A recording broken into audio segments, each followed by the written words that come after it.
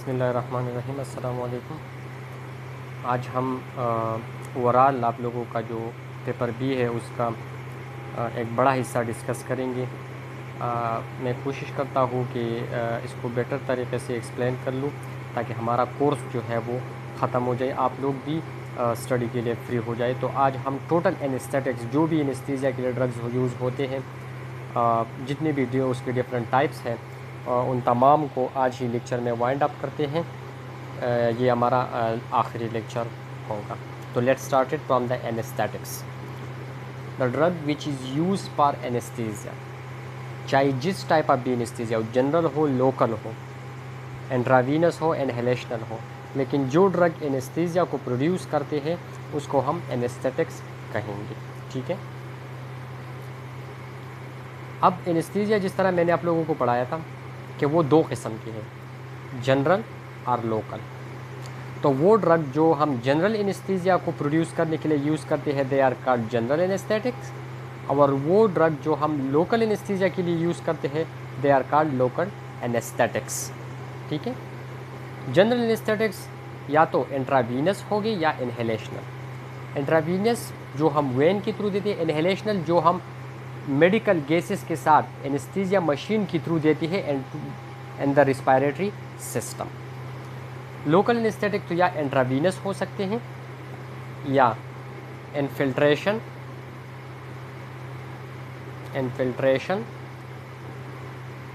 और या हमारे पास टॉपिकल, या स्किन के ऊपर हम लगाते हैं या नर्व के इर्द गिर्द हम लगाएंगे या वेन में देंगे। अब जनरल एनेस्थेटिक, जिस तरह मैंने बता दिया कि वो ड्रग जो कि जनरल एनेस्थीसिया को प्रोड्यूस करते हैं, they are called general anaesthetic. तो जनरल एनेस्थेटिक्स को हमने दो में डिवाइड किया है, एक है इंट्रावीनस, दूसरा है इनहेलेशनल। तो इंट्रावीनस में जो हम वेन के थ्रू देते हैं, they include propofol, thiopentone, केटामीन, etomidate. और जो इनहेलेशनल है, जो कि हम मेडिकल गैसेस के थ्रू देते हैं, they are halothane, isoflurane, enflurane, sevoflurane and nitrous oxide. अब लोकल एनेस्थेटिक की तरफ आते हैं। तो लोकल एनेस्थेटिक को हमने दो हिस्सों में डिवाइड किया है on the basis of their chemical nature. ठीक है। केमिकल नेचर के बेस पे हमने दो में डिवाइड किया है। एक है ईस्टर, जिसमें ईस्टर मौजूद होगा, और दूसरा एमाइड्स। तो आप लोगों को किस तरह पता चलेगा कि ये ड्रग ईस्टर है या एमाइड है? तो इसके लिए आसान तरीका है कि जिस ड्रग के नेम में सिंगल आई मौजूद हो उसको हम ईस्टर कहेंगे। ठीक है। लाइक कोकेन, कोकेन में आप लोग देखें सिर्फ वन आई है, प्रोकेन, टेट्राकेन एक्सेट्रा। अमाइड्स में दो आई होंगे। ठीक है। आप लोग एग्जाम्पल में देख सकते हैं लेग्नोकेन, दोनों में दो आई है, एक और दो। इस तरह बिपिविकेन, रुपिविकेन। ठीक है। तो वो ड्रग जिसमें सिंगल आई नेम में मौजूद हो, दे आर ईस्टर, और जिसमें दो हो, दे आर कॉल्ड एमाइड्स। आप इंट्रावीनस एनेस्थेटिक्स के, जनरल एनेस्थेटिक की तरफ आते हैं।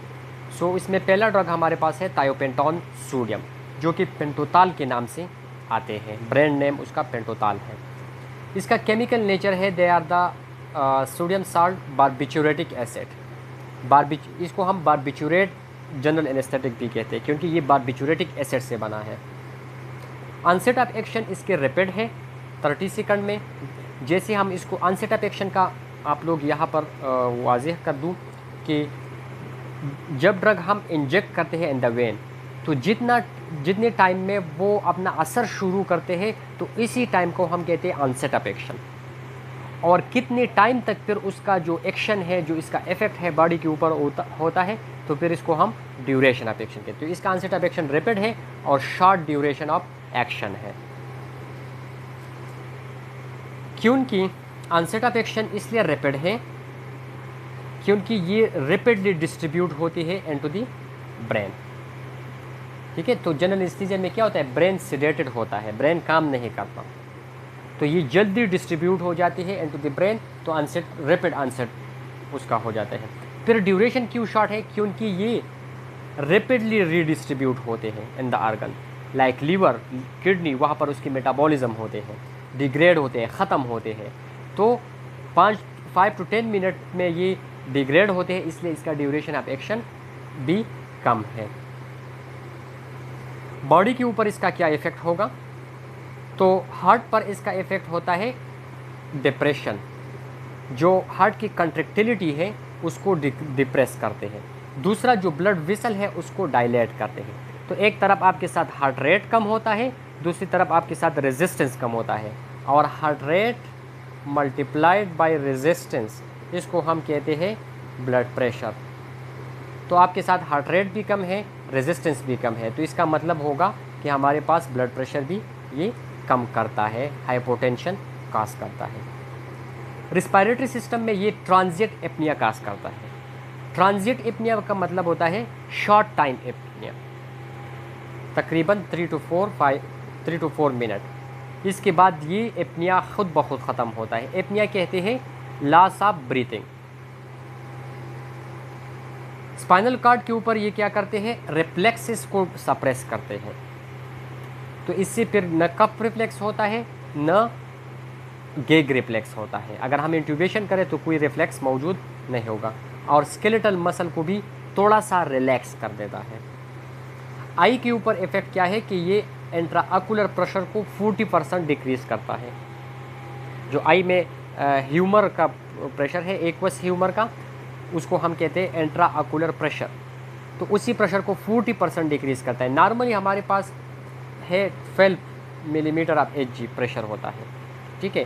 तो 40% इसका कितना होगा, तकरीबन ये आता है हमारे पास 7। तो IUP को 12 से कम करके 7 पे ये ले आएंगे।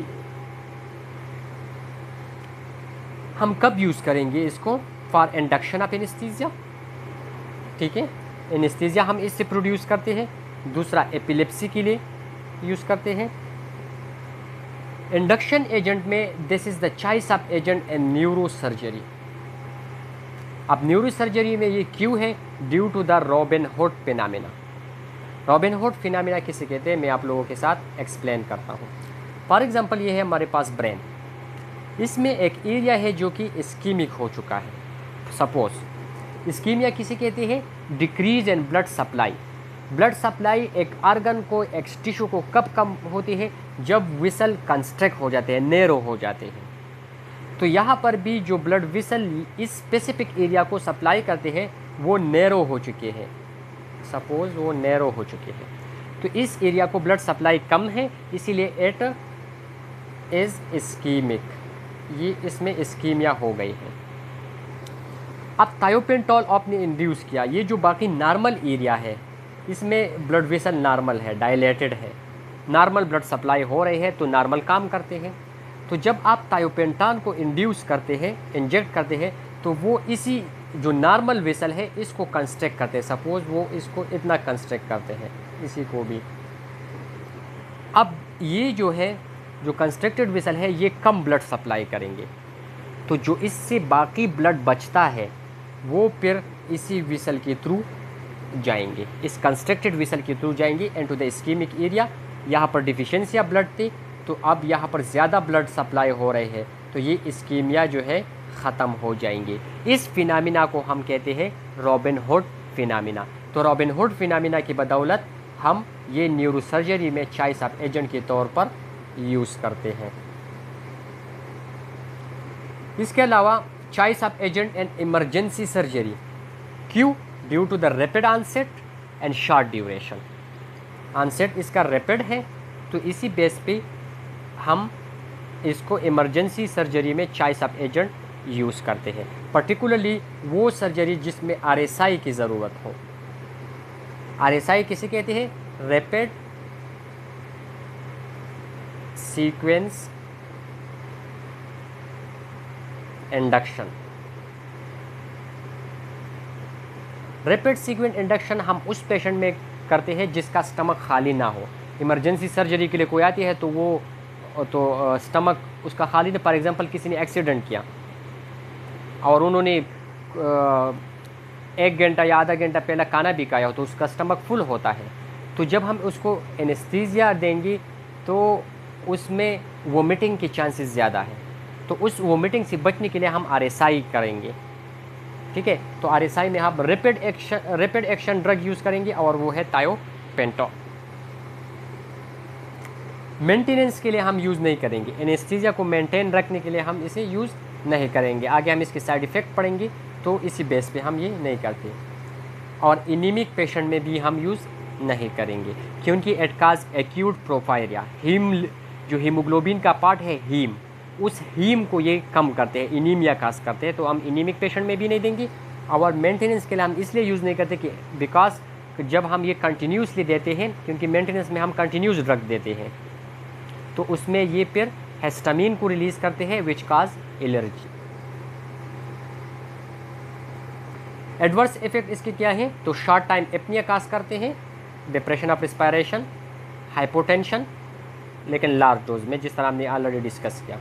एक्यूट प्रोफायरिया, डिक्रीज हीम जो कि हीमोग्लोबिन का पार्ट है उसको डिक्रीज करते हैं, जिसकी वजह से एक्यूट प्रोफायरिया काज होता है। एंड एलर्जी, अगर हम कंटिन्यूसली इसको यूज़ करें तो इट काज एलर्जी। इसको किस तरह प्रिपेयर करेंगे, तरीका क्या है और डोज क्या है? तो हमारे पास जो वाइल आते हैं थायोपेंटॉन की, वो 500 mg में आते हैं। उसमें 500 mg पाउडर होते हैं थायोपेंटॉन के। तो पाउडर को हम कन्वर्ट करेंगे into the liquid by addition of 20 ml normal saline. इस वाइल में 20 ml नॉर्मल सलाइन ऐड करेंगे तो हमारे पास क्या आएंगे, 500 थायोपेंटॉन एंड 20 ml। तो 1 ml में कितना बनेगा, 25। तो 1 ml में हमारे पास 25 mg आपके साथ बन गए, ये सोल्यूशन बन गया।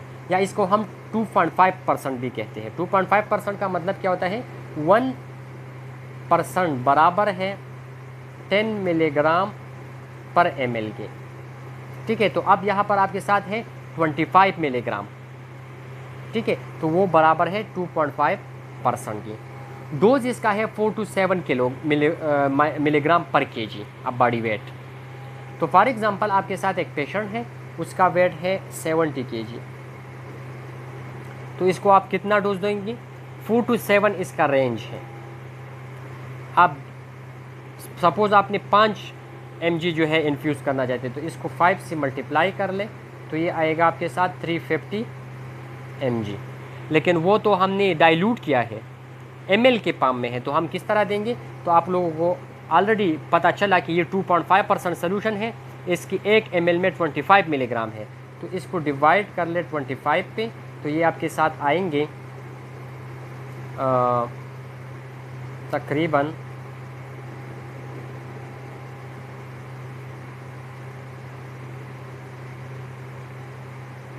14 ml। तो आप उसको 14 ml दे दें, ठीक है। तो इसी तरीके से आप उसका बॉडी वेट के मुताबिक उसको इसी तरीके से उसको ड्रग देंगे। दूसरा ड्रग है हमारे पास प्रोपोफॉल, इंट्रावीनस जनरल एनेस्थेटिक, ठीक है। कॉमनली यूज़ होता है फॉर इंडक्शन, ठीक है, और साथ ही ये मेंटेनेंस के लिए भी हम यूज़ कर सकते हैं, ठीक है। इंडक्शन प्लस मेंटेनेंस के लिए भी यूज़ कर सकते हैं। ये हमारे पास आते हैं एक्वस वाइट एक्वस इमेल्जन, जिस तरह दूध होता है उसी तरह की एक वाइल में ये आते हैं उसी फॉर्म में, जिसमें सोयाबीन ऑयल और एक फास्फेटाइड होते हैं। ऑनसेट ऑफ एक्शन इसका थोड़ा सा थायोपेंटॉल से ज़्यादा है, 40 to 60 सेकंड, और ड्यूरेशन 5 to 8 मिनट है। आप लोगों को मैंने बता दिया कि ऑनसेट ऑफ एक्शन किसे कहते हैं, ड्यूरेशन किसे कहते हैं। इसके अलावा इंडक्शन और मेंटेनेंस के अलावा इसमें एक और क्वालिटी भी है, एंटी एमेटिक, यानी वोमिटिंग को भी ये कम करता है। इसका रिकवरी स्मूथ और क्विक होता है। रिकवरी किसे कहते हैं, जब हम सर्जरी ख़त्म करके एनेस्थीसिया को से पेशेंट को अवेक करते हैं तो उसको हम रिकवरी कहते हैं। तो वो बहुत आसानी के साथ होते हैं, स्मूथली एंड क्विकली होते हैं। बॉडी पर इसका क्या इफ़ेक्ट होगा, तो सेंट्रल नर्वस सिस्टम में ये cerebral blood flow, intracranial pressure और cerebral metabolic rate of oxygen तीनों को कम करता है। इसी बेस पे इन तीनों की वजह से act as a anticonvulsant, जो कन्वल्जन प्रोड्यूस होते हैं, साइकोसिस प्रोड्यूस होती है इन द ब्रेन, तो उसको कम करते हैं। सिडेशन किस तरह करते हैं? By blocking GABA receptor in the brain. Brain में जो गाबा रिसेप्टर है, गेमा अमाइनो ब्यूटायरिक एसिड, उसी रिसेप्टर को ब्लॉक करते हैं। रिस्पायरेटरी सिस्टम में ट्रांजिट एपनिया ऑलरेडी डिस्कस हो चुके हैं।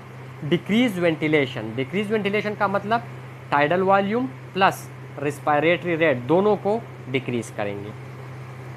और लेरेंजल रिफ्लेक्सेस, जो कफ और गैग रिफ्लेक्स हमने डिस्कस की, तो वो दोनों ख़त्म करते हैं। तो इसके साथ आप इंट्यूबेशन भी कर सकते हैं जब आप ये इंड्यूस कर लें। सेंट्रल कार्डियोवास्कुलर सिस्टम पर इसका क्या इफेक्ट है? Decrease resistance, cardiac depression. ठीक है, तो अगेन वही बात है, रेट भी कम होगा, रेजिस्टेंस भी कम होगा, जिसकी वजह से हाइपोटेंशन होगी।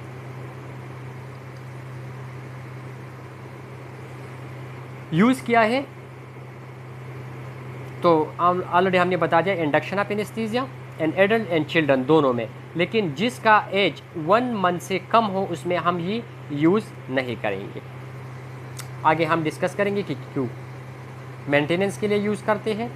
शॉर्ट सर्जिकल प्रोसीजर जिसमें मसल रिलैक्सेशन की ज़रूरत हो, लेकिन हम नहीं देंगे क्योंकि उसका ड्यूरेशन ज़्यादा होते हैं, तो वो मसल रिलैक्सेशन हम अचीव करते हैं with the help of propofol.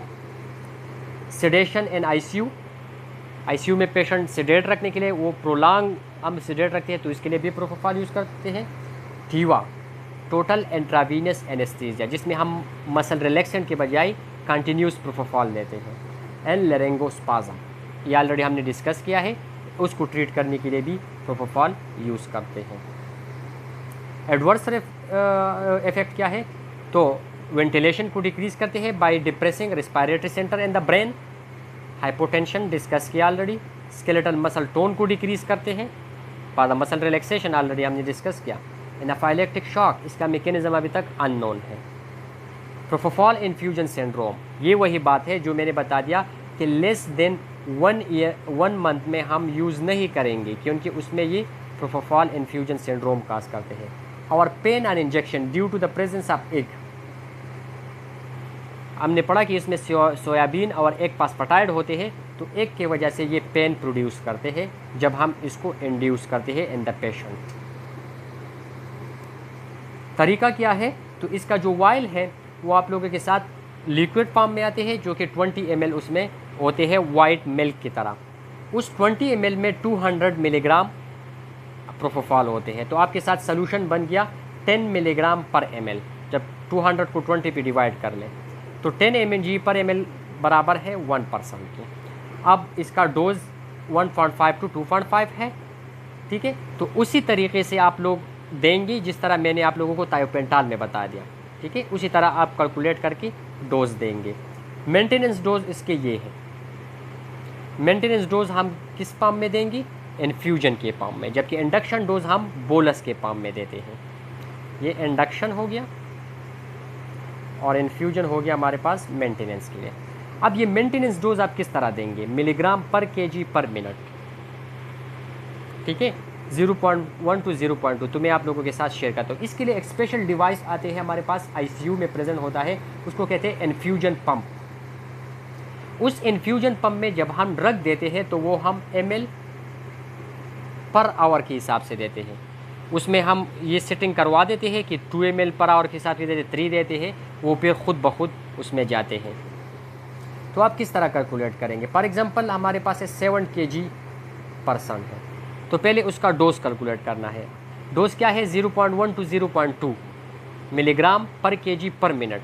तो पहले हम उसका डोज कैलकुलेट करते हैं। तो हम सपोज़ मैं लेता हूँ 0.1 to 0.2 है, लेकिन मैं 0.1 लेता हूँ, तो इसको मल्टीप्लाई कर लें, आएगा आपके साथ 7 mg। अब ये इसका डोज हो गया 7 mg, लेकिन 7 mg उस टोटल डोज। अब ये 7 mg आपके साथ आ गया उसका टोटल डोज। अब पर मिनट है, उसको पर आवर में हम कन्वर्ट करते हैं, ठीक है। तो इसको मल्टीप्लाई कर ले 60 से, क्योंकि 1 आवर में 60 मिनट होती है।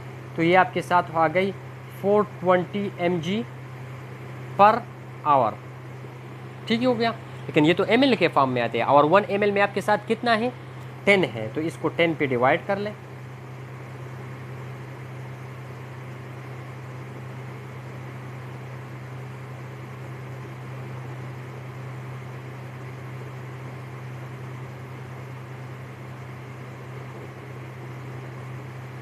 तो ये आ गया आपके साथ 42, ठीक है। तो 4 उससे आप लोग स्टार्ट कर ले और फिर आगे आहिस्ता आहिस्ता जाइए। तो ये तरीका है बाकी ड्रग्स के लिए भी। तीसरा है केटामीन। ये पेनसाइक्लिडीन फैमिली से ताल्लुक़ रखते हैं और इसका ड्यूरेशन भी रैपिड है, एक्शन भी रैपिड है और ड्यूरेशन लॉन्ग है। अब जो रैपिड एक्शन थायोपेंटॉल का था तो हम आरएसआई में यूज़ करते थे, इसको आरएसआई में यूज़ नहीं करेंगे। क्यों? इसलिए क्योंकि ये वोमिटिंग काज करता है और हम वोमिटिंग से बचने के लिए थायोपेंटॉल देते हैं, तो इसी बेस पे हम ये नहीं देंगे, हालांकि इसका ऑनसेट ऑफ एक्शन रैपिड है। ड्यूरेशन क्यों लॉन्ग है? क्योंकि ये इसका जो जब लीवर में इसका मेटाबॉलिज्म हो जाती है तो इसका मेटाबोलाइट बनते हैं, तो मेटाबोलाइट इसका एक्टिव होता है। एक्टिव का मतलब है कि वो भी सिडेशन काज करते हैं, तो इसी वजह से इसका ड्यूरेशन लॉन्ग है। रिकवरी के दौरान इट का स्ट्रेन पुल कंडीशन, आप लोगों ने अक्सर सुना होगा लोगों से कि जिसकी सर्जरी होती है तो सर्जरी के एंड में वो चीखें मारते हैं, गलत गलत सी बातें करते हैं, चिल्लाते हैं, ठीक है। तो वो क्यों होता है? Due to the ketamine. जब हम केटामीन यूज़ करते हैं तो उसी पेशेंट में फिर ये यूज़ होता ये चीज़ें होता है, स्ट्रेन पुल कंडीशन होता है, ठीक है। और ये क्यों होता है? Due to the dissociative anaesthesia. IV के अलावा ये हम आईएम भी यूज़ कर सकते हैं, ठीक है, इंट्रामस्कुलर। तो इसका ड्यूरेशन फिर होगा onset of action 3 to 4 minute में हो जाएगा, यानी लेट होता है आईवी की बनिस्बत, और ड्यूरेशन इसका भी लॉन्ग होगा। बॉडी पर इसका इफेक्ट क्या है? तो ब्रेन में बाकी जितने भी ड्रग हैं एनेस्थेटिक्स, इंट्रावीनस जनरल एनेस्थेटिक, वो गाबा रिसेप्टर पर एक्ट करता है, लेकिन वाहिद केटामीन है जो कि पिक्यूलर है, उससे मुख्तलिफ है। मुख्तलिफ क्या है कि ये एनएमडीए रिसेप्टर पर एक्ट करता है, ठीक है। तो इससे ये एनाल्जीजिया यानी पेन को रिलीव करता है, पेन ख़त्म करते हैं। ये वाहिद एनेस्थेटिक एजेंट है जो कि पेन को ख़त्म करते हैं, ठीक है, बाकी पेन को ख़त्म नहीं करती, एनाल्जीजिया इफेक्ट बाकी में नहीं होता। एमनीजिया का मतलब है memory loss. Dissociative anaesthesia, dissociative anaesthesia का मतलब ये है कि पेशेंट को फील होता है, अगर कोई इसको टच करे तो उसे टचिंग फील होता है, लेकिन वो रिस्पांस नहीं कर सकते, इसको हम कहते हैं डिसोसिएटिव एनेस्थीसिया। और डिसोसिएटिव एनेस्थीसिया को ख़त्म करने के लिए हम इसके साथ प्रोपोफॉल या डायज़ेपाम को ऐड करेंगे। मसल रिलैक्सेशन इससे नहीं होती तो इंट्यूबेशन में ये यूज़ नहीं होता, और ट्रांजिट एपनिया भी काज करते हैं। इसके अलावा ये नाज़िया एंड वोमिटिंग भी काज करते हैं, तो इसी बेस पे हम आरएसआई में यानी इमरजेंसी सर्जरी में हम यूज़ नहीं करेंगे। इसके अलावा बॉडी का जो सिंपैथेटिक नर्वस सिस्टम है उसको ये स्टिमुलेट करता है, और जब सिंपैथेटिक सिस्टम स्टिमुलेट होता है तो इससे इंट्राऑकुलर प्रेशर भी ज़्यादा होते हैं, इंट्राक्रेनियल भी प्रेशर भी, हार्ट रेट भी, बीपी भी, कार्डिक आउटपुट भी। यहाँ पर याद रखें केटामीन में कुछ खासियतें हैं। एक तो ये है कि ये डिसोसिएटिव एनेस्थीसिया काज करते हैं। दूसरा ये कि तमाम एनेस्थेटिक एजेंट गाबा रिसेप्टर पर एक्ट करते हैं, जबकि केटामीन जो है वो एनएमडीए पर करते हैं। तीसरा उसमें ये क्या है, तमाम एनेस्थेटिक जो है वो ब्लड प्रेशर को कम करते हैं और हार्ट रेट को, जबकि केटामीन जो है हार्ट रेट और ब्लड प्रेशर दोनों को इंक्रीज़ करते हैं। ये याद रखें एमसीक्यूज़ में। क्लिनिकली हम किस पेशेंट में यूज़ करते हैं? हाइपोवोल्यूमिक पेशेंट में, क्योंकि ये कार्डिक आउटपुट को इंक्रीज़ करते हैं। तो जिस पेशेंट हाइपोवोल्यूमिक होते हैं उसका कार्डिक आउटपुट कम होता है, तो उसको ज़्यादा करने के लिए हम केटामीन को यूज़ कर सकते हैं। इस तरह हाइपोटेंसिव पेशेंट, क्योंकि ये ब्लड प्रेशर को ज़्यादा करते हैं। हेमरेजिक पेशेंट जिससे ब्लड लॉस बहुत ज़्यादा हो चुका हो, हाइपोवोल्यूमिया में हो, आईसीयू सिडेशन, हाइपोटेंशन है में पेशेंट है और सिडेशन की ज़रूरत है, तो प्रोपोफॉल को तो हम यूज़ नहीं कर सकते क्योंकि वो तो फर्दर हाइपोटेंशन कॉज करेंगे, तो केटामीन को यूज़ करेंगे। और शॉर्ट सर्जिकल प्रोसीजर उसके लिए प्रोपोफॉल को भी यूज़ कर सकते हैं, लेकिन अब बच्चों में प्रोपोफॉल को हम यूज़ नहीं कर सकते, तो उसमें फिर केटामीन यूज़ करेंगे। कॉन्ट्रा इंडिकेशन, क्योंकि ये ब्रेन में ये कंडीशन प्रोड्यूस करते हैं, कन्फ्यूजन, रेस्टलेसनेस, डिसओरिएंटेशन, बुरे बुरे ख्वाब, नाइटमेयर्स, ठीक है। तो ये उसके साइड इफ़ेक्ट है, जबकि उस पेशेंट में हम यूज़ नहीं करेंगे हाइपरटेंसिव में कि उनकी बीपी को इंक्रीज़ करते हैं, ट्रामेटिक ब्रेन इंजरी कि उनकी आईसीपी को इंक्रीज़ करते हैं, इस्केमिक हार्ट डिजीज़ कि उनकी हार्ट रेट को इंक्रीज़ करते हैं, पेनिट्रेटिंग आई इंजरी कि उनकी ये आईओपी को इंक्रीज़ करते हैं, सी सेक्शन कि उनकी ये एबॉर्शन काज करते हैं, और फुल स्टमक की उनकी ये वोमिटिंग काज करते हैं। तो इसी बेस पे हम ये इन्हीं पेशेंट में यूज़ नहीं करेंगे। तरीका क्या है प्रिपरेशन का और डोज का? तो इसका जो वाइल आते हैं वो 10 ml का होता है, और उसी 10 ml में हमारे पास 500 मिलीग्राम होता है। तो पर ml आप लोगों के साथ आती है 50 मिलीग्राम पर ml, जिसको हम कहते हैं 5% सोल्यूशन। डोज इसका है 2 मिलीग्राम पर केजी। तो बॉडी वेट के हिसाब से आप लोग इसको कैलकुलेट कर लें, लेकिन याद रखें जो ड्रग आपके साथ आते हैं या तो वो 2 ml आएगा या 3 ml आएगा या 4 ml आएगा, तो वो उसको डायरेक्टली इन्फ्यूज़ नहीं करना पेशेंट में, उसको पहले डाइल्यूट करना है। 10 ml सिरिंज में ले, सलाइन में डाइल्यूट करके फिर दे दें। मेंटेनेंस के लिए इसका डोज क्या है? 0.1 to 0.5 मिलीग्राम पर मिनट। तो ये इन्फ्यूजन पंप में हम देते हैं, तो उसी तरीके से जिसमें प्रोपोफॉल मेंटेनेंस आप लोगों को तरीका मैंने सिखाया, उसी तरह इसको कैलकुलेट कर ले। इंट्रामस्कुलर डोज इसका 8 to 10 मिलीग्राम पर केजी है। चौथा ड्रग है हमारे पास एटोमिडेट।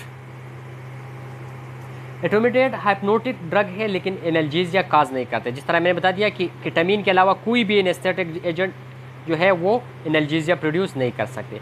रैपिड ऑनसेट है, लेकिन शॉर्ट ड्यूरेशन है, ठीक है। रिकवरी भी सबसे ज़्यादा क्विक रिकवरी इसकी है, क्योंकि इसका जो ड्यूरेशन है वो बहुत ज़्यादा शॉर्ट है। हार्ट पर इसका कोई ख़ास इफ़ेक्ट नहीं है, इसीलिए हम उस पेशेंट में ये यूज़ करेंगे as a choice of agent जो कार्डिक डिजीज़ उसमें मौजूद हो, लाइक हाइपरटेंशन है, इस्कीमिक हार्ट डिजीज़ है, कोरोनरी आर्टरी डिजीज़ है, कंजेस्टिव हार्ट फेलियर है, ठीक है। तो उस पेशेंट में हमारे पास चॉइस ऑफ एजेंट क्या होगा? Etomidate. Adverse effect, nausea and vomiting. Rapid onset है, आरएसआई में हम नहीं यूज़ करेंगे क्योंकि ये नाज़िया एंड वोमिटिंग कॉज करते हैं। पुअर मसल रिलैक्सेशन, इंट्यूबेशन के लिए यूज़ नहीं होंगे। Pen at the site of injection, क्योंकि ये भी प्रोपोफॉल की तरह वाइट एमल्जन में आते हैं। मेन साइड इफ़ेक्ट जो उसका है, जो कि अक्सर एमसीक्यूज़ में आते हैं, दैट इज़ कार्टिसोल स्टोरी, क्योंकि ये ब्लड में जो कार्टिसोल का लेवल है उसको डिक्रीज़ करते हैं, जिसकी वजह से मुख्तलिफ प्रॉब्लम आ सकते हैं, like electrolyte disturbance, sodium potassium वगैरह उसमें कुछ ज़्यादा होते हैं, कुछ कम होते हैं, इसी कार्टिसोल की कम होने की वजह से। तो इसका ये मेन साइड इफ़ेक्ट है। इसका जो एम्प्यूल है वो भी 10 ml में आते हैं, लेकिन उसमें 20 मिलीग्राम होते हैं। तो आपके साथ पर ml कितना आया? 2 मिलीग्राम या 0.2% सोल्यूशन। डोज इसका 0.3 है। उसी तरीके से आप लोग कैलकुलेट करेंगे जिस तरह मैंने बता दिया बॉडी वेट से, और इन्फ्यूजन भी उसी तरीके से जो मैंने थायोपेंटाल में प्रोपोफॉल में आप लोगों को सिखाया था, लेकिन इसका एडमिनिस्टर आप स्लोली करेंगे, ठीक है, ओवर 3 to 60 मिनट, यानी 1 मिनट में उसको स्लोली इन्फ्यूज़ कर जो है इंजेक्ट करेंगे। सो ये थे हमारे पास जनरल एनेस्थेटिक्स में से इंट्रावीनस जो हम वेन में लगाते थे, ठीक है। यहाँ पर आप लोग उसका वाइल्स देख सकते हैं। ये है प्रोपोफॉल, ठीक है, ये है केटामीन, ये है थायोपेंटॉल और ये है एटोमिडेट। अगर कुछ दिखा दे तो आप लोगों को फिर पता हो कि ये प्लाड ड्रग है, ठीक है। अब आते हैं जनरल एनेस्थेटिक में दूसरे ग्रुप को, which we called inhalational anaesthetics. Inhalational anaesthetic हम किस तरह पेशेंट के अंदर इंड्यूस करेंगे, जिसके थ्रू वो एनेस्थीसिया करेंगे, प्रोड्यूस करेंगे। तो जो एनेस्थीसिया मशीन होता है वो यूजुअली गैसेस प्रोवाइड करते टू द पेशेंट, क्योंकि पेशेंट सांस नहीं ले सकते, तो उसको हम आर्टिफिशियल ऑक्सीजन देते हैं। तो वो ऑक्सीजन, यहाँ पर मैं आप लोगों के साथ डायग्राम, सपोज ये आते हैं हमारे पास सिलेंडर से ऑक्सीजन एनेस्थीसिया मशीन में। सपोज ये है हमारे पास एनेस्थीसिया मशीन और यहाँ पर है पेशेंट, ठीक है, ये पेशेंट है। तो इसमें गैसेस आते हैं यहाँ पर, ठीक है, और इस एनेस्थीसिया मशीन में यहाँ पर डिवाइस होते हैं जिसको हम कहते हैं वेपोराइज़र। क्या? वेपोराइज़र, वी से मैं रिप्रेजेंट करूँगा। उस वेपोराइज़र में ये इनहेलेशनल एजेंट हम लिक्विड फॉर्म में डालते हैं। तो वेपोराइज़र क्या करते हैं, लिक्विड को कन्वर्ट करते हैं इनटू द गैसेस, इस तरह गैसेस में कन्वर्ट करते हैं। तो जब ये ऑक्सीजन आते हैं तो ये पास आउट होते हैं थ्रू द वेपोराइज़र, और अपने साथ ये जो इनहेलेशनल एजेंट है उसको लेके जाते हैं through anaesthesia circuit into the patient. Patient के लंग्स में जाएंगी, ठीक है, फिर लंग से ब्लड में जाएंगे और ब्लड से फिर डिस्ट्रीब्यूट होंगे बॉडी में, जिसकी वजह से सेडेशन प्रोड्यूस होगा। ठीक है, ये लिक्विड के फॉर्म में आते हैं, वेपोराइज़र में स्टोर होते हैं, और वेपोराइज़र इसको कन्वर्ट करते हैं इनटू द गैसेस। ठीक है, लेकिन इसमें एक इनहेलेशनल एजेंट है जिसको हम कहते हैं नाइट्रस ऑक्साइड, N2O। N2O जो है ये लिक्विड फॉर्म में नहीं आते, ठीक है, और न ये हम वेपोराइज़र में यूज़ करेंगे। इसका सेम ऑक्सीजन की तरह वो ये भी सिलेंडर में आते हैं और डायरेक्ट जो है ऑक्सीजन के साथ जाते हैं। ठीक है, उसका अपना सिलेंडर होता है, वेपोराइज़र में हम यूज़ नहीं करेंगे। तो इसके लिए जो सिलेंडर है वो ब्लू कलर का होता है, कलर ब्लू उसका होता है। इसको हम नाइट्रस ऑक्साइड को लाफिंग गैस कहते हैं। लाफिंग गैस इसलिए हम नहीं कहते कि इनकी अगर हम इसको इन्फ्यूज़ करें तो बंदा जो है वो हंसना शुरू करते हैं, नहीं।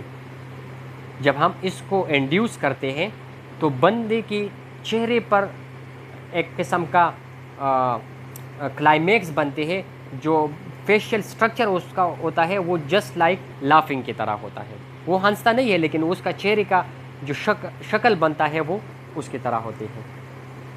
इसको प्रोड्यूस करते हैं किस तरह? From the ammonium nitrate. जब एमोनियम नाइट्रेट को हम हीट अप कर लें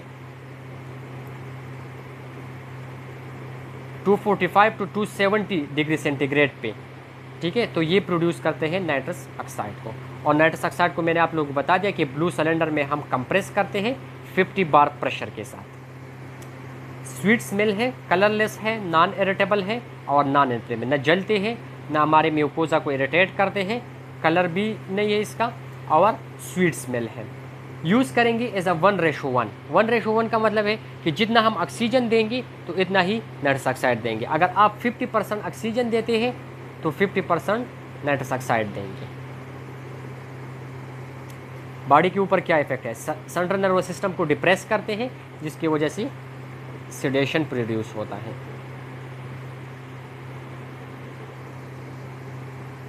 लेकिन रेस्पिरेटरी सिस्टम को स्टिमुलेट करते हैं, टाइडल वॉल्यूम को भी ज़्यादा करते हैं बाय इंक्रीजिंग डेप्थ, बड़े बड़े सांस लेते हैं पेशेंट, और रेट को भी reduce make of the inhalational agent by 50%। सबसे पहले आप लोग ये जान लें कि ये मेक क्या है। मेक कहते हैं हम मीन एल्वेउलर कंसंट्रेशन को कहते हैं। मीन एल्वेउलर कंसंट्रेशन का मतलब ये है कि जब हम इसको इनहेल करते हैं तो एल्वेलाई में इसका कंसंट्रेशन कितना होगा। तो मीन एल्वेउलर कंसंट्रेशन का डिफिनीशन ये है कि जब आप इनहेलेशनल एजेंट को देंगे इतनी अमाउंट में जो surgical stimulus, usually surgical stimulus क्या होता है? इंसिजन होता है, सर्जिकल कट होता है, वो प्रोड्यूस ना करें, सर्जिकल स्टिमुलस को वो रिस्पांस प्रोड्यूस ना करें, तो उस वैल्यू को हम कहेंगे कि ये इसी एजेंट का मेक वैल्यू है। फॉर एग्जांपल मैं लेता हूँ सिवफ्लोरेन, उसका मेक वैल्यू है 2%। हर एक का अपना अपना है, ठीक है, आगे हम डिस्कस करेंगे।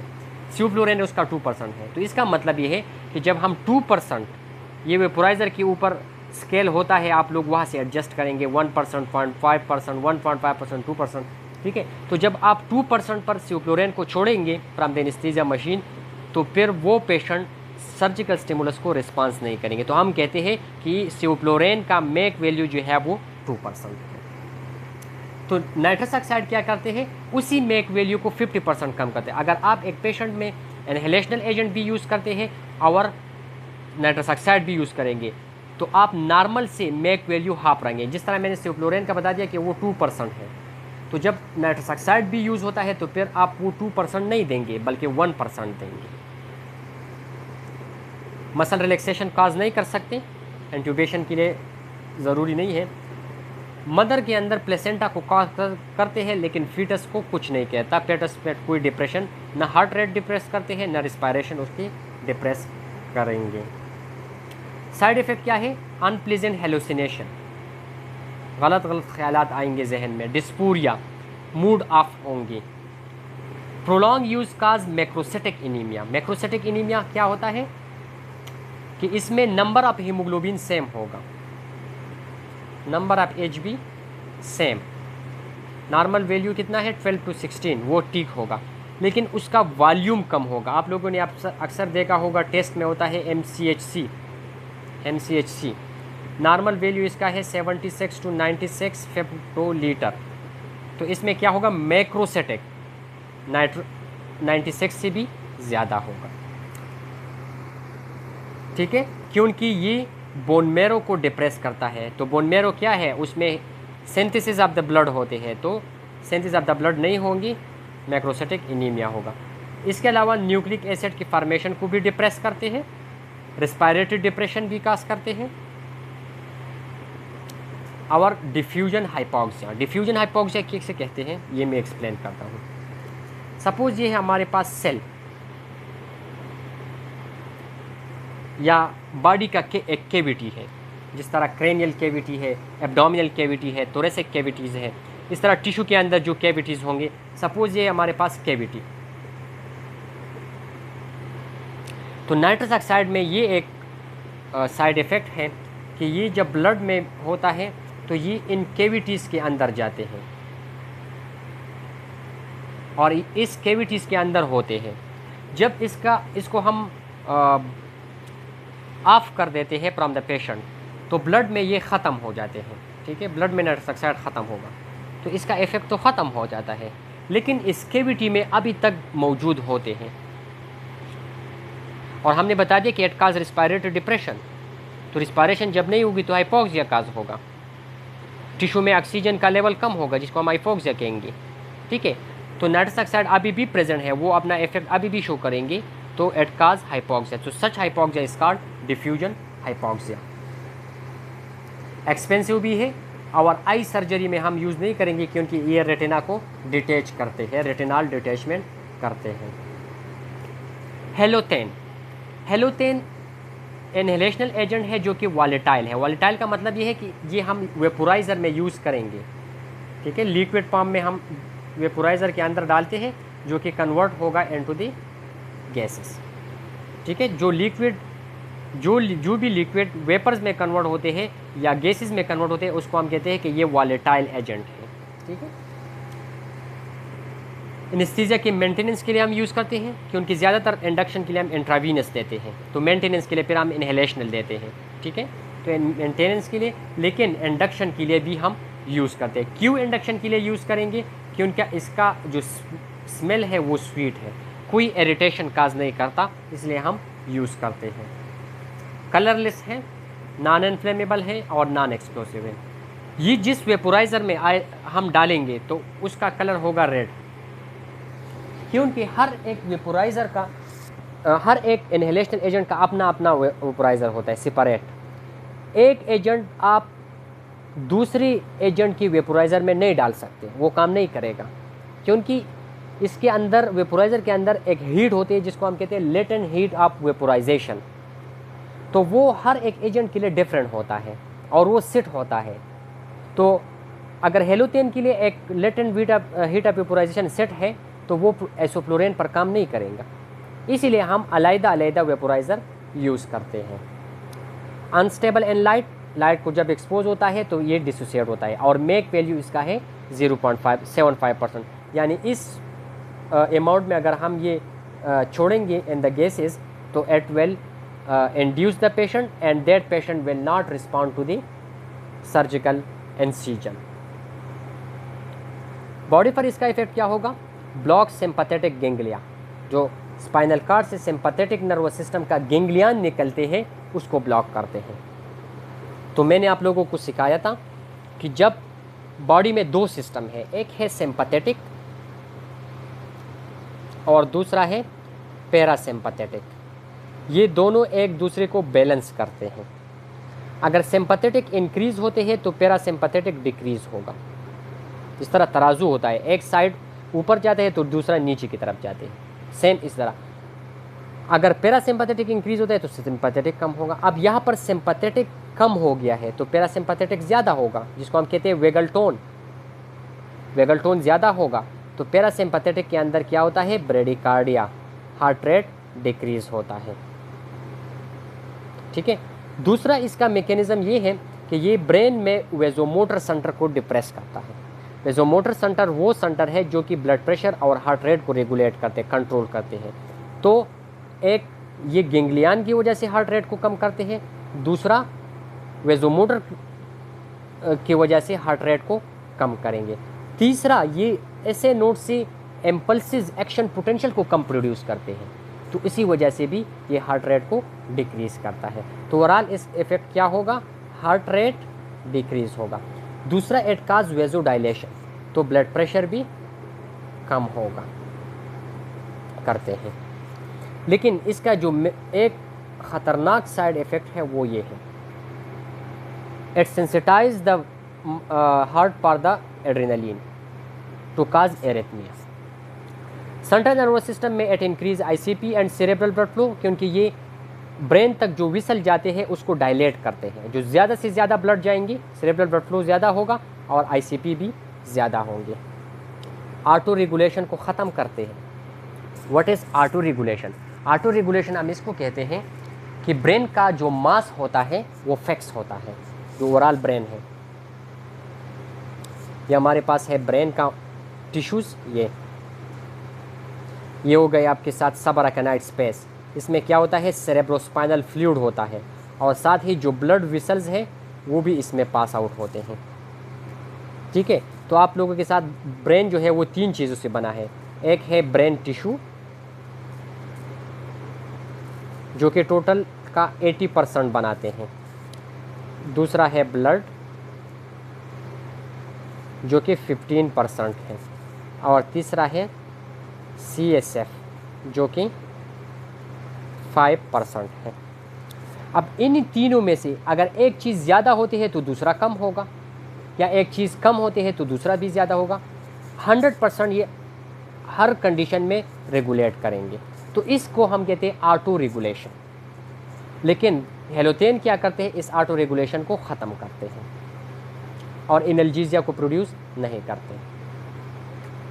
रिस्पायरेटरी सिस्टम पर क्या करते हैं, rapid shallow breathing. Respiratory rate ज़्यादा होगा लेकिन टाइडल वॉल्यूम कम होगा, इसको हम कहते हैं rapid shallow breathing. Bronchodilator bronchi को डायलेट करते हैं, अस्थमेटिक पेशेंट में आप यूज़ कर सकते हैं। Hypoxic drive depress. What is hypoxic drive?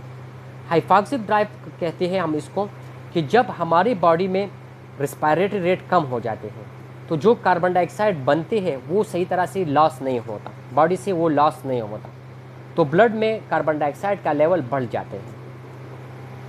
तो ये ब्लड जब ब्रेन की तरफ जाते हैं तो ब्रेन में जो रिस्पायरेटरी सेंटर होते हैं वहाँ उनको पता चलता है ब्लड की वजह से कि अब यहाँ पर इस ब्लड में कार्बन डाइऑक्साइड ज़्यादा है, तो वो मैसेज कन्वे करता है टू द रिस्पायरेटरी सिस्टम कि आप अपना जो रिस्पायरेटरी रेट है उसको इंक्रीज़ करें।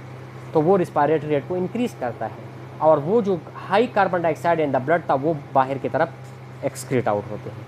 इसको कहते हैं ऑटो हाइपोक्सिक ड्राइव। लेकिन जो हेलोथेन है वो इसी हाइपोक्सिक ड्राइव को डिक्रीज़ करता है, जिसकी वजह से क्या होता है, हाइपरकेप्निया। हाइपरकेप्निया कहते हैं increase in the carbon dioxide in the blood. तो carbon dioxide is a volatile acid, तो इससे क्या होगा, acidosis, respiratory acidosis. Attenuate airway reflexes, airway reflexes को ख़त्म करते हैं, तो इंट्यूबेशन भी हो सकते हैं इससे। म्यूकस सिक्रीशन को की क्लियरेंस को ये डिप्रेस करता है, तो जो एंडोट्रिकल ट्यूब आप पास करते हैं उसके ब्लॉक होने की चांसेस ज़्यादा हैं, क्योंकि म्यूकस जो है वो क्लियर नहीं होते। मसल पर इसका क्या इफेक्ट होगा, तो जो नॉन डिपोलराइज मसल रिलैक्सेशन हमने पढ़े थे, ट्राक्यूरम, सिस ट्राक्यूरम वगैरह, तो उसका जो ड्यूरेशन ऑफ एक्शन है उसको प्रोलॉन्ग करते हैं और ख़ुद भी मॉडरेट रिलैक्सेशन काज करते हैं। लेकिन पेशेंट में अगर कोई पेशेंट को हिस्ट्री ऑफ मैलिग्नेंट हाइपरथर्मिया हो तो उसको ट्रिगर करते, उसको इंड्यूस करते हैं। लीवर में क्या कर सकते हैं? इन्फ्लेमेशन, हेपेटाइटिस, तो लीवर डिजीज़ में यूज़ नहीं करेंगे। हेपेटिक ब्लड फ्लो को भी कम करते हैं। और दूसरी ड्रग, क्योंकि तमाम ड्रग लीवर में मेटाबोलाइज होती है, तो ये उसी ड्रग की मेटाबॉलिज्म को डिक्रीज़ करते हैं, जिसकी वजह से हर एक ड्रग का एक्शन प्रोलॉन्ग होता है। ग्रोथ हार्मोन को इंक्रीज़ करते हैं, जबकि थायरॉक्सिन को भी इंक्रीज़ करते हैं, और इंसुलिन की सेंसिटिविटी को डिक्रीज़ करते हैं। तो इट काज हाइपरग्लाइसीमिया, हाइपरग्लाइसीमिया काज करते हैं, शुगर के लेवल को इंक्रीज़ करते हैं। टेम्परेचर को इंक्रीज़ करते हैं बाय 4 डिग्री सेंटीग्रेड। जो नॉर्मल बॉडी का टेम्परेचर है उसको 4 डिग्री सेंटीग्रेड ज़्यादा करते हैं। तो इसलिए it is the triggering agent for the malignant hyperthermia, याद रखें। और यूटराइन रिलैक्सेशन प्रेग्नेंट वोमेंट में इजीली यूज़ कर सकते हैं, क्योंकि वहाँ पर ये कोई एबनॉर्मेलिटी काज नहीं कर सकते। कॉन्ट्राइंडिकेशन, तो जिस तरह मैंने बता दिया कि हेपेटाइटिस काज करते हैं, तो हेपेटिक डिजीज़ में हम नहीं देंगे। जिस पेशेंट का इंट्राक्रैनियल प्रेशर ऑलरेडी हाई हो, लाइक ट्रॉमेटिक ब्रेन इंजरी, तो इसमें यूज़ नहीं करेंगे। जिसका मैलिग्नेंट हाइपरपायरेक्सिया हो, एस्ट्री हो, उसको नहीं यूज़ करेंगे। हाइपोवॉल्यूमिक पेशेंट में, क्योंकि इट काज हाइपोटेंशन, और एरिथमिक पेशेंट में भी नहीं यूज़ करेंगे। कार्डिक डिजीज़ में हम यूज़ नहीं करेंगे। दूसरा आते हैं टुवर्ड द आइसोफ्लोरेन।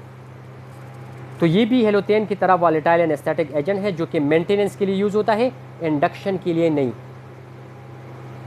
इंडक्शन के लिए नहीं यूज़ करेंगे, क्योंकि इसका जो स्मेल है वो पंजेंट है।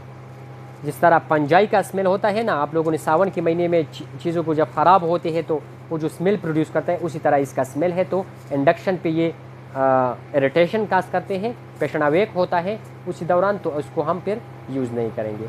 इसके लिए जो वेपोराइज़र है उसका कलर होगा पर्पल, नॉन इन्फ्लेमेबल है, और मेक वैल्यू है 1.2%। रिस्पायरेटरी सिस्टम में ये डोज डिपेंडेंट डिप्रेशन करते हैं। डोज डिपेंडेंट का मतलब ये है कि कम डोज में नहीं करेंगे, ज़्यादा डोज में देंगे तो करेंगे। टाइडल वॉल्यूम डिक्रीज़ करते हैं और रिस्पायरेटरी रेट को इंक्रीज़ करते हैं, यानी रैपिड शैलो ब्रीथिंग काज करते हैं। ये भी हेलोथेन की तरह जो हाइपोक्सिक ड्राइव है उसको ब्लंट करते हैं। तो एसिडोसिस इसमें भी होगा, और ब्रांकोडाइलेटर भी। याद रखें, तमाम इनहेलेशनल एजेंट जो है वो ब्रांकोडाइलेटर है। कार्डियोवास्कुलर सिस्टम में हेलोथेन की तरह माइकार्डियल को डिप्रेस करते हैं, लेकिन कम, यानी हार्ट रेट को डिक्रीज़ करते हैं लेकिन कम डिक्रीज़ करते हैं। लेकिन डायलेशन बहुत ज़्यादा करते हैं, वास्कुलर डायलेशन। तो हाइपोटेंशन इसमें ज़्यादा होगा, हार्ट रेट जो है वो उसमें कमी जो है वो लेस होगी। और माइकार्डियल जो सेंसिटिविटी है फॉर द एड्रेनलिन, वो नहीं, एरिथमिया ये काज नहीं करते। सेंट्रल नर्वस सिस्टम में जब आप इसको लेस देन 1 मेग देंगे, 1%, तो ये सेरेब्रल वेजोडाइलेशन करेगा, जिसकी वजह से आईसीपी और सेरेब्रल ब्लड फ्लो ज़्यादा होगा। ऑटो रेगुलेशन को ये ब्लंट नहीं करते, हेलोथेन करते हैं, ये नहीं। और CMRO2 यानी cerebral metabolic rate of oxygen को भी कम करते हैं। मस्कुलर सिस्टम में भी डोज डिपेंडेंट रिलैक्सेशन काज करते हैं। ज़्यादा डोज में देंगे तो मसल रिलैक्सेशन होगा, कम डोज में देंगे तो नहीं होगा। और न्यूरोमस्कुलर ब्लॉकर की जो टाइम है उसको भी प्रोलॉन्ग करते हैं। लीवर में ये सेरेब्रल ब्लड फ्लो को कम करते हैं, लेकिन ज़्यादा नहीं। तो आप लोग लीवर डिजीज़ में इसको यूज़ कर सकते हैं। इसी तरह कार्डियक का जो रीनल डिजीज़ है उसमें आप यूज़ नहीं करेंगे, क्योंकि renal blood flow, glomerulus filtration rate और यूरिन आउटपुट को कम करते हैं। तीसरा है एनफ्लोरेन। ये बहुत कम यूज़ होता है, वॉलेटाइल और मेंटेनेंस के लिए यूज़ होता है, क्योंकि इसका जो स्मेल है वो भी पंजेंट है। तो इंडक्शन के लिए हम यूज़ नहीं करेंगे, only for the maintenance. Colour code इसका क्या है? ऑरेंज। नॉन इन्फ्लो से नॉन इन्फ्लेमेबल और मेक 1.7%। कार्डियोवास्कुलर पर अगेन डोज डिपेंडेंट डिप्रेशन, ठीक है, तो हार्ट रेट डिक्रीज करेगा इस, और आर्टीरियल ब्लड प्रेशर भी डोज डिपेंडेंट है। तो इसका मतलब ये है कि अगर आप लोग इसको हाई डोज में देंगे तो कार्डिक आउटपुट कम होगा, अगर कम डोज देंगे तो कोई इफेक्ट नहीं होगा कार्डिक आउटपुट के ऊपर। रेफ्लेक्स टेकिकार्डिया, अगर सिर्फ हाइपोटेंशन होते हैं तो इसकी वजह से रिफ्लेक्सिवली उसको कंपेंसेट कार्डिक आउटपुट को मेंटेन रखने के लिए टेकिकार्डिया होगा। नॉन इरिटेंट, ठीक है, सलाइवरी सिक्रीशन को भी ज़्यादा नहीं करती, यानी क्लियरेंस करते हैं, तो ट्यूब ब्लॉक होने की चांसेस कम है। और dose dependent rapid shallow breathing, rapid shallow breathing mean reduction in tidal volume, increase in respiratory rate, और रिफ्लेक्सेस को ख़त्म करते हैं, तो इंट्यूबेशन भी कर सकते हैं।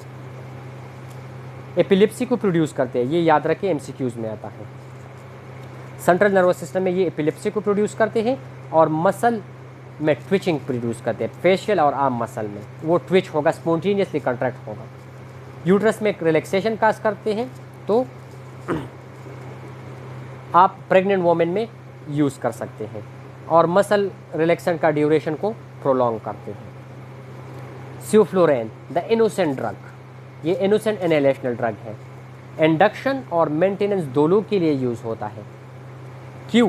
क्योंकि इसका जो स्मेल है वो बहुत मतलब प्लीजेंट होता है, नॉन इन्फ्लेमेबल होता है, ठीक है, smooth induction and rapid induction और रिकवरी दोनों, ठीक है, तो इसलिए मैं इसको कहता हूँ innocent drug. Colour code yellow है, मेक वैल्यू 2% है।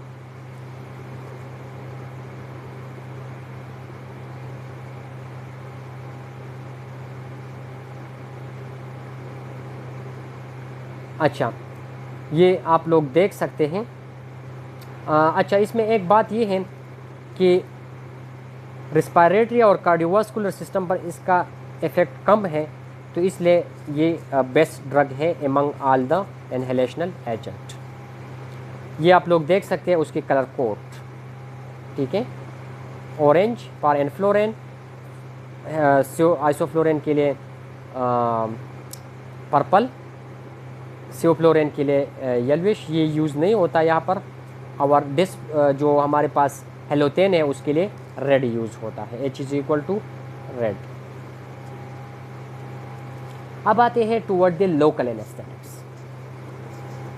तो मैंने डिफिनीशन बता दिया था आप लोगों को कि वो ड्रग जो कि हम लोकल एनेस्थीसिया को प्रोड्यूस करने के लिए देते हैं तो उसको हम लोकल एनेस्थेटिक देते हैं। लोकल एनेस्थीसिया क्या किसे कहते हैं? जो हम एक स्पेसिफिक पॉइंट पे देते हैं। सपोज आर्म में सर्जरी है और हम उस आर्म को अगर एनेस्थेटाइज करना चाहते हैं तो दिस इज़ लोकल एनेस्थीसिया, बाकी बॉडी जो है वो नॉर्मल होते हैं। अब ये जो है किस तरह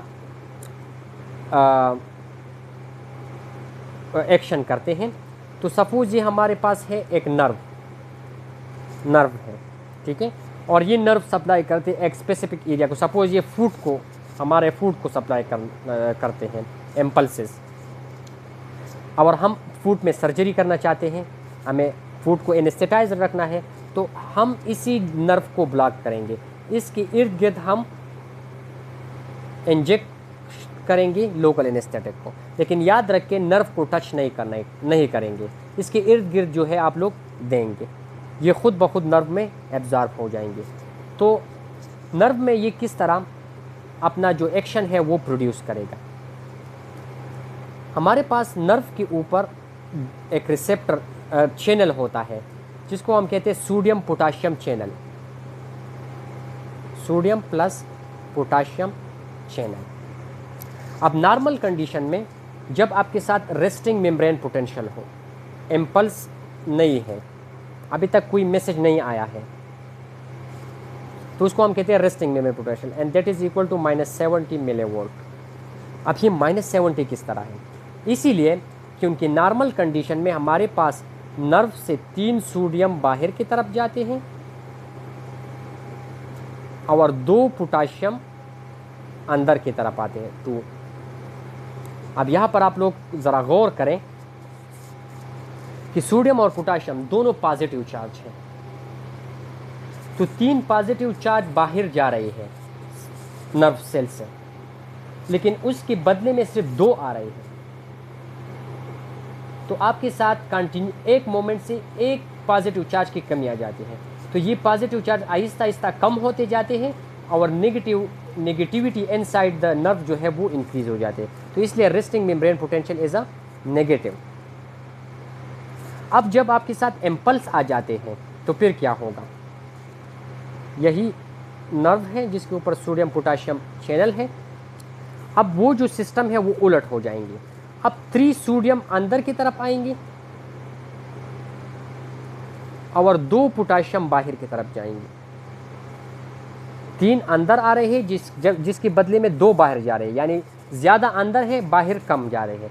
तो जो नेगेटिविटी है वो आप जाएंगे इनटू द पॉजिटिविटी, जिसको हम कहते हैं एक्शन पोटेंशियल। तो लोकल एनेस्थेटिक क्या करते हैं, इसी चैनल को ब्लॉक करते हैं, सोडियम को अंदर नहीं आने देते, जिसकी वजह से ये पॉजिटिव की तरफ नहीं जाएंगे, इसी तरह नेगेटिव ही में रहेंगे। तो जब ये नेगेटिव में होता है तो कोई एक्शन पोटेंशियल नहीं होगा, कोई इन्फॉर्मेशन ट्रेवलिंग नहीं होगी, तो आपको पेन की सेंसेशन नहीं होगी।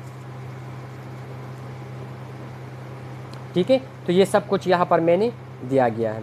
अच्छा, it does not diminish consciousness. Patient इसमें बिल्कुल अवेयर होता है, देख सकते हैं, सुन सकते हैं, बातें कर सकते हैं। ठीक है, कोई उसमें नहीं होता।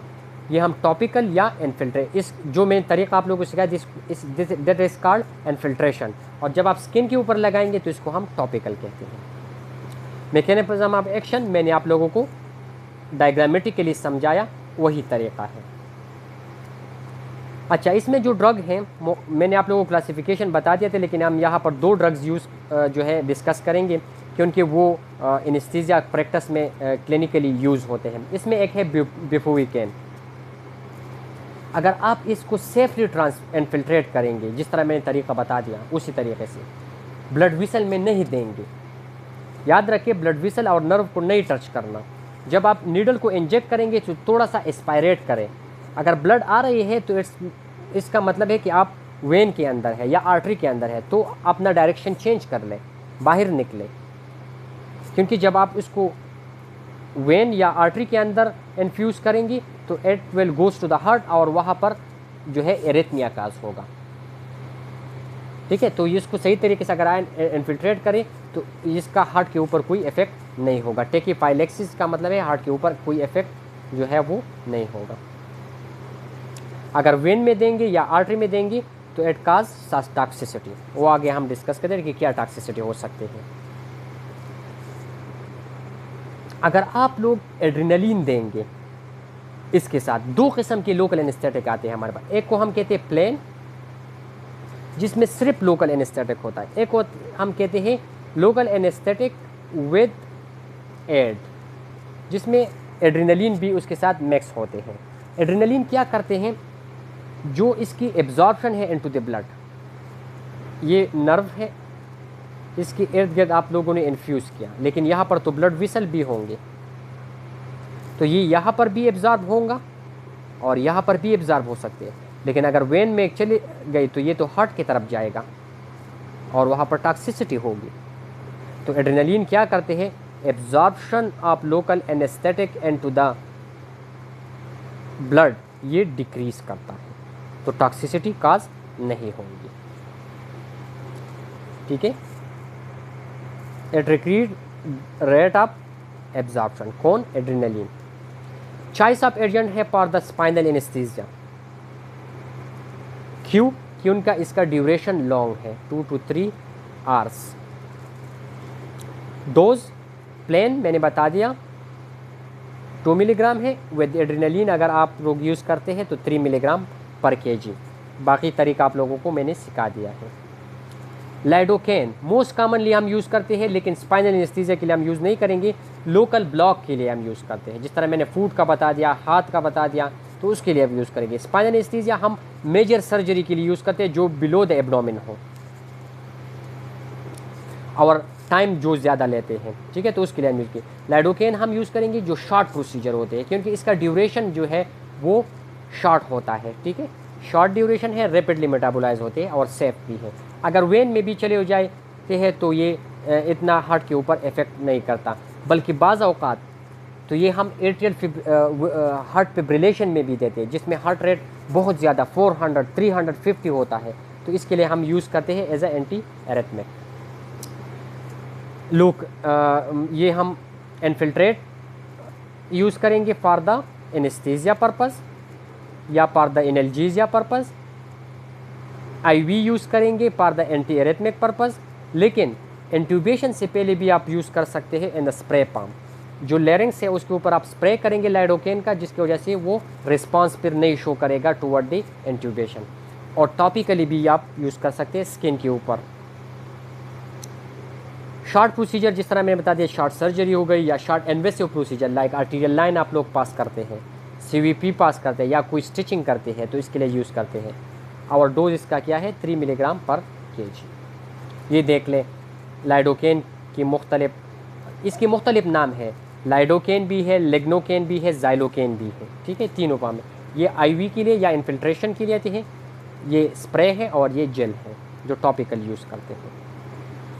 आप लोकल एनेस्थेटिक टॉक्सिसिटी क्या है, जिस तरह मैंने बता दिया कि अगर गलती से किसी को वास्कुलेचर में चले जाए, ठीक है, विसल के अंदर या आर्टरी या वेन के अंदर अगर किसी ने इंजेक्ट कर दिया तो it will cause toxicity. Toxicity हमें किस तरह पता चलेगा, उसकी साइन से। साइन क्या होंगी, इनिशियल, ये जो मैंने डिस्कस किए ऊपर से नीचे की तरफ हम आएंगे, तो ये इनिशियल से फाइनल की तरफ जाते हैं। इनिशियल साइन इसका नमनेस होगा, फाइनल साइन उसका कार्डियक अरेस्ट होगा, ठीक है। तो पहला नमनेस होगा। नमनेस का मतलब ये होता है कि जो हाथ जो है वो अजीब किस्म की फीलिंग होती है, जिसको हम पश्तो में मेगी कहते हैं, मेगी मेगी शिमुंगल। दूसरा है लाइटेडनेस, सही तरह से देखेंगे भी नहीं और सुनेंगे भी नहीं। मसल ट्विचिंग स्टार्ट होगा, मसल खुद ब खुद कॉन्ट्रैक्ट होगी, वेंट्रिकुलर एरिथमिया काज होगा, कन्वल्जन, एपिलेप्सी, फिट्स आएंगे, respiratory depression and finally the coma and cardiac arrest. जो मोस्ट कॉमन ड्रग है वो है बुप्रीकेन, जो ये काज करते हैं। अगर वो वेन में चले जाए या आर्टरी में चले जाए तो that will cause these toxicity. Manage किस तरह करेंगे, ये उसकी प्लान है, ठीक है। यहाँ से स्टार्ट हो जाएंगे आप लोग, ठीक है, और इसी तरह आप लोग मैनेज करेंगे। यानी फर्स्ट नंबर पे आप क्या करेंगे, उसको रिकॉग्नाइज करेंगे कि ये लोकल एनेस्थेटिक टॉक्सिसिटी है या कोई और वजह है। तो जो साइन मैंने बता दी उसी से आप लोग डायग्नोज करेंगे। और रैपिडली या immediately stop injection of local anaesthetic. अगर आपको पता चल गया कि लोकल एनेस्थेटिक टॉक्सिसिटी हो रही है तो जो इंजेक्शन आप लगाते हैं उसको स्टॉप कर लें और डायरेक्ट जाए रिस्पायरेटरी सिस्टम पे, एयरवे के ऊपर फोकस दे, उसको मैनेज करें। अगर ब्रीथिंग नहीं हो रही तो डायरेक्टली इंट्यूबेट कर लें। अगर ब्रीथिंग प्रॉब्लम है तो मास्क लगाए, ऑक्सीजन दे दे 100%। पेशेंट को IV एक्सेस कर ले, कैनोला पास करते हैं, CVP लाइन पास करते हैं ताकि ड्रग्स उसके फिर देंगे। अगर सीजर आ चुके हैं, कन्वल्जन आ चुके हैं, तो फिर आप लोग यूज़ करेंगे बेंजोडाइजेपिन लाइक डाइजेपाम, मेडाजोलाम वगैरह। कार्डियोवास्कुलर सिस्टम की तरफ देखें, ब्लड प्रेशर और हार्ट रेट को उसको असिस्ट करें। अगर कार्डियोवास्कुलर सिस्टम डिप्रेस है तो स्टार्ट CPR। CPR किसे कहते हैं, कार्डियोपल्मोनरी रिससिटेशन, चेस्ट कंप्रेशन। और कंसिडर लिपिड इमल्जन, ये एक एंटीडोट आते हैं लोकल एनेस्थेटिक की, जो कि लोकल एनेस्थेटिक को बाइंड कर देते हैं और फ्री अवेलेबिलिटी उसकी कम करते हैं, जिसकी वजह से उसका इफेक्ट कम होगा, ठीक है। और पेशेंट को ICU में एडमिट कर ले ताकि सही तरह से उसकी मैनेजमेंट हो जाए। अब लिपिड इमल्जन के इंजेक्शन का तरीका क्या है, तो लिपिड इमल्जन आप लोग यूज़ करेंगे डायरेक्टली बोलस कहते हैं जब हम डायरेक्ट इंजेक्शन लाते हैं, स्ट्रेट में जो इंजेक्शन लाते हैं। एक होता है इन्फ्यूजन, जो हम स्लोली देते हैं इन्फ्यूजन के पाम में रेट के साथ। तो डायरेक्टली 1.5 ml पर kg का हिसाब तो आप लोग लगा सकते हैं, वेट से मल्टीप्लाई कर लें। आप बोलस पाम में देंगे उसको लिपिड इमल्जन, ठीक है, डायरेक्टली। और स्टार्ट कर लें, पहले ही बोलस देंगे फर्स्ट नंबर पे, ठीक है। इसके बाद स्टार्ट करेंगे 15 ml पर kg पर आवर के हिसाब से इन्फ्यूजन पम्प में, ठीक है। 5 मिनट बाद पेशेंट को असेस कर लें। अगर टॉक्सिसिटी ख़त्म हो गई है तो ठीक है, अगर टॉक्सिसिटी ख़त्म नहीं हो गई तो ये जो डोज मैंने बता दी इसको रिपीट कर लें 2 डोजेज़ में, ठीक है। सेम डोज सेम होगा लेकिन 2 बोलस में फिर देंगे, पहला 1 दिया था अब 2 और देंगे। फिर भी अगर टॉक्सिसिटी कम नहीं हुई कार्डियोवास्कुलर सिस्टम की तो फिर इन्फ्यूजन स्टार्ट कर लें इसी रेट से, यानी डबल रेट कर लें 2x, ठीक है। और उस वक्त तक जब तक टॉक्सिसिटी ख़त्म ना हो उस वक्त तक फिर इमल्जन को जारी रखें।